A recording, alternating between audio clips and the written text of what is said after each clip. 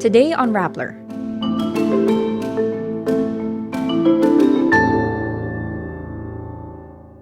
The DFA says 2 Filipinos were killed in the massive 7.8 magnitude earthquake in Turkey. The Philippines and Japan signed 7 new bilateral agreements. 89% of Filipinos are satisfied with how democracy works in the Philippines. Social media giant Meta restores access to former US President Donald Trump's Facebook and Instagram accounts. Victor Consunji accuses ex-wife Maggie Wilson of harassment and bullying. Rihanna returns to live performance at the Super Bowl 57 halftime show. And entertainment company HYBE seeks to take over rival SM Entertainment. The Department of Foreign Affairs says 2 Filipinos were killed in the massive 7.8 magnitude earthquake that rocked Turkey and Syria. The earthquake, which hit before sunrise on February 6, was the worst to strike Turkey this century. The DFA says 34 Filipino evacuees, their spouses and children are on the way to Ankara, the capital of Turkey. Another embassy team is set to continue its mission in southern Turkey to check on other Filipinos who need assistance. As of February 10, the earthquake death toll surpasses 20,000 and leaves hundreds of thousands homeless. The Department of Migrant Workers instructs all private recruitment agencies and licensed manning agencies to monitor the situation of all OFWs and provide necessary assistance. The Philippine Embassy says it is trying to account for the 248 Filipinos, but says the process might take days to finish. The Philippines and Japan signed 7 new bilateral agreements on a range of areas including infrastructure, security, and agriculture during President Ferdinand Marcos Jr.'s first official visit to the Asian country. Marcos and Japanese Prime Minister Fumio Kishida witnessed the exchange of notes during a bilateral meeting. Agreements signed include terms of reference that will facilitate humanitarian assistance and disaster relief activities between the Japan Self-Defense Forces and the Armed Forces of the Philippines. Extensions on loan agreements for Japanese-funded railway projects in the Philippines are also settled on. Manila and Tokyo likewise agreed to cooperate on agriculture and information and communications technology to aid the Philippines' transition to a digital economy. Kishida says Marcos's trip, quote, renewed momentum for our 2 nations to further upgrade bilateral partnership. The Social Weather Station's 2022 annual review says 89% of Filipinos are satisfied with the way democracy currently exists in the Philippines. While 60%, quote, always prefer democracy, at least 26% of Filipinos surveyed say they sometimes prefer authoritarianism and 15% are indifferent. Responding to the survey findings, veteran human rights lawyer Chel Diokno says the term democracy is loaded to begin with. Former President Rodrigo Duterte repressed free expression and lambasted critics of his violent war on drugs.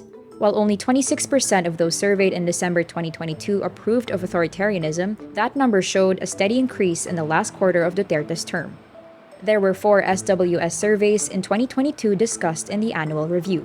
The surveys were conducted in April, June, September, and December 2022, with a sample size ranging from 1,200 to 1,500 respondents. Meta restores former US President Donald Trump's access to Facebook and Instagram following a 2-year suspension after the deadly Capitol Hill riot on January 6, 2021. In January, Meta said it would lift Trump's suspension and would institute heightened penalties of a suspension between 1 month and 2 years if the former president violates its content policies again.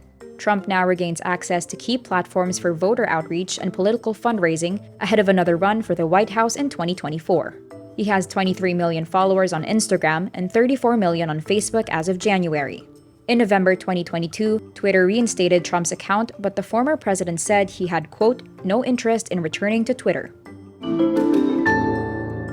Construction heir Victor Consunji vows to take legal action against his estranged wife, model Maggie Wilson, whom he accused of engaging in, quote, systematic harassment and bullying of his family, friends, colleagues, and rumored partner Rachel Carrasco. Victor says he decided to speak up, quote, in light of recent events and increased malicious online attacks by Maggie. Victor enumerated the legal cases against his ex-wife, including adultery, cyber libel, as well as civil cases. While Victor does not mention any specific incidents, it comes just days after Maggie called out so-called authorities who supposedly went to her home in Taguig to arrest her. Maggie responds to Victor's statement via Instagram stories and questions his claims. Maggie and Victor announced their split in September 2021, more than a decade after they married in 2010. Nine-time Grammy Award winner Rihanna makes her highly anticipated return to live performance at the Super Bowl 57, headlining the halftime show that will highlight her Caribbean culture. Rihanna has not released a solo album since January 2016, and fans will be clamoring to see her when she takes the stage for a global audience of millions on February 12.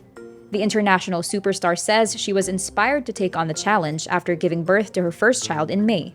The singer says she finds the challenge, quote, exhilarating, and adds it is important for her to represent her culture and for her son to see that.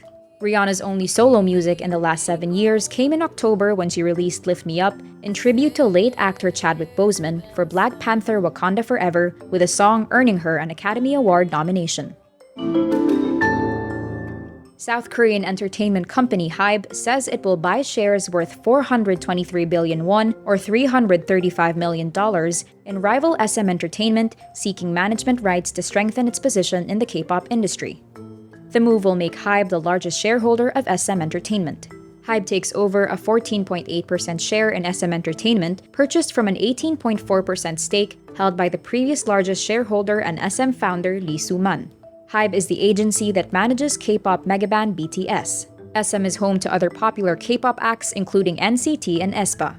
The South Korean pop music industry was dominated for years by three major companies, SM, JYP, and YG Entertainment, until BTS rose to international fame, making HYBE bigger than the other three.